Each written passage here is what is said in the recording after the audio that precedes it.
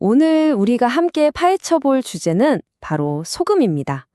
아주 평범해 보이지만 사실은 문명을 만들고 혁명을 일으키고 심지어 권력 그 자체가 되었던 물질이죠. 자, 이제 소금통 너머의 진짜 이야기를 시작해 볼까요? 이 하얀 가루가 어떻게 인류 역사의 흐름을 바꾸었는지 그 거대한 서사 속으로 지금부터 함께 들어가 보시죠. 소금이 가진 힘의 비밀을 알려면요, 가장 근본적인 질문부터 시작해야 합니다. 우리는 왜 소금 없이는 단 하루도 살 수 없을까요? 인류가 사냥을 하며 살던 시절에는 사실 소금 걱정을 크게 할 필요가 없었어요. 왜냐하면 사냥한 동물의 고기나 피에 우리 몸에 필요한 염분이 충분히 들어 있었거든요. 그런데 인류가 농사를 짓기 시작하면서 모든 게 바뀌었습니다. 안정적인 식량을 얻은 대신 아주 중요한 걸 잃어버린 거죠. 바로 천연소금 공급원 말입니다.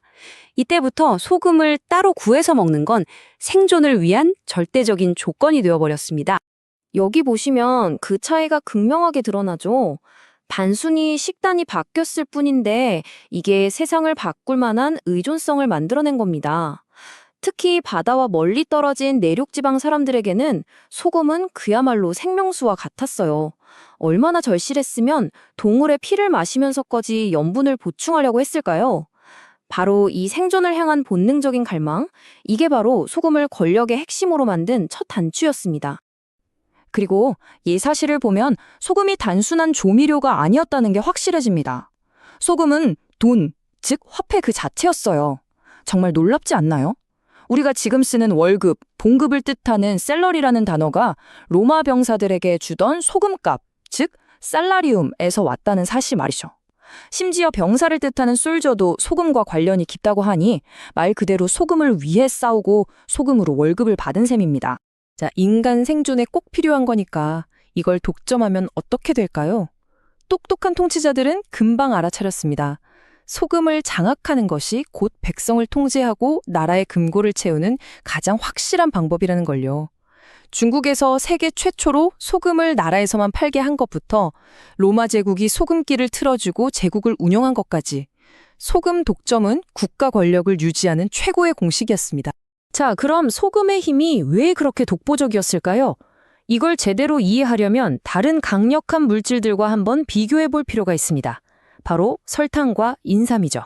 설탕의 이야기는 소금과는 결이 좀 다릅니다.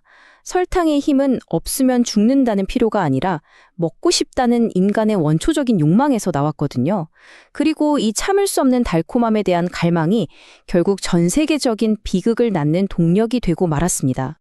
이 끝없는 설탕 욕심이 만들어낸 게 바로 인류 역사상 가장 끔찍한 시스템 중 하나인 삼각무역입니다. 아프리카에서 사람들을 잡아다가 카레브해의 사탕수수 농장에서 죽도록 일하게 하고 거기서 나온 설탕을 유럽으로 가져가 막대한 부를 쌓았죠.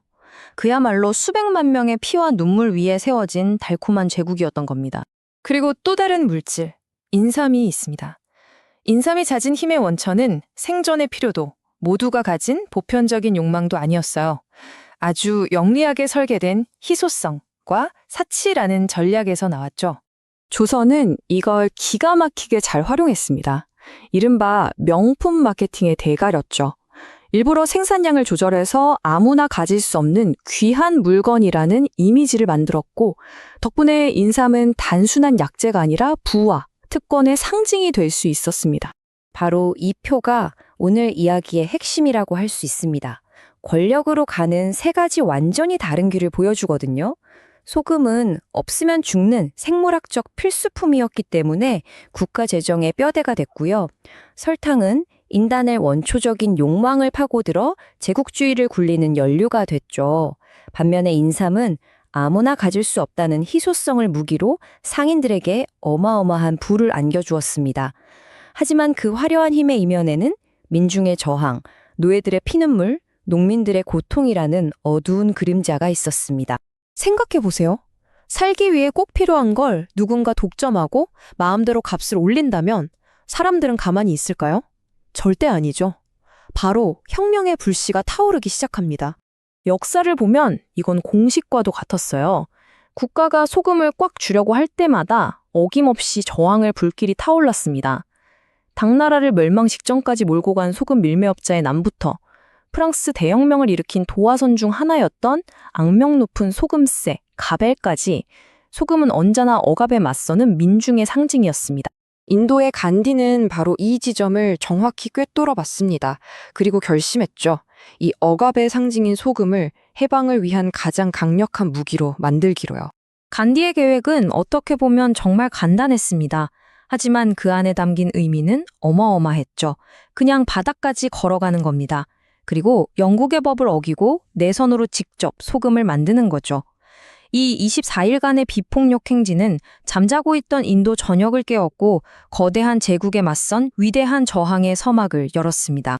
간디가 바닷가에서 집어든 이 한 줌의 소금, 이 작고 하얀 결정체가 해가 지지 않는 나라라고 불렸던 대영 제국의 기초를 뿌리채 흔들어 버린 겁니다. 전 세계의 자유를 향한 강력한 메시지를 던진 거죠. 자, 그럼 이 기나긴 소금의 여정에서 우리가 얻을 수 있는 가장 중요한 깨달음은 뭘까요? 우리 식탁 위를 하나의 역사책이라고 본다면 이 세 가지 물질은 아주 상징적인 역할을 합니다. 소금은 생명과 문명을 담는 가장 기본적이고 단단한 그릇과 같아요. 없어서는 안 될 기반이죠. 설탕은 모든 인간이 원하는 달콤한 요리와 같았고요. 그리고 인삼은 오직 소수만이 가질 수 있었던 부와 특권의 상징, 바로 금수저였습니다. 이 세 가지가 바로 권력이 어떻게 만들어지고 작동하는지를 보여주는 완벽한 비유인 셈입니다. 결국 소금은 그냥 짠맛을 내는 조미료가 아닙니다. 살기 위해 꼭 필요했던 생존의 물질에서 시작해서 국가를 지탱하는 권력의 기반이 되었다가 마침내는 자유를 향한 인간의 꺾이지 않는 의지를 보여주는 상징이 되었죠. 소금의 이야기는 곧 우리 인류의 이야기 그 자체인 겁니다. 마지막으로 질문 하나를 던져보려고 합니다. 과거에 소금이 그렸던 것처럼 지금 우리가 살아가는 이 시대에 우리 삶을 좌지우지하는 보이지 않는 소금은 과연 무엇일까요? 이 질문을 한번 생각해 보시면서 오늘 이야기를 마무리하겠습니다. 함께 해주셔서 감사합니다.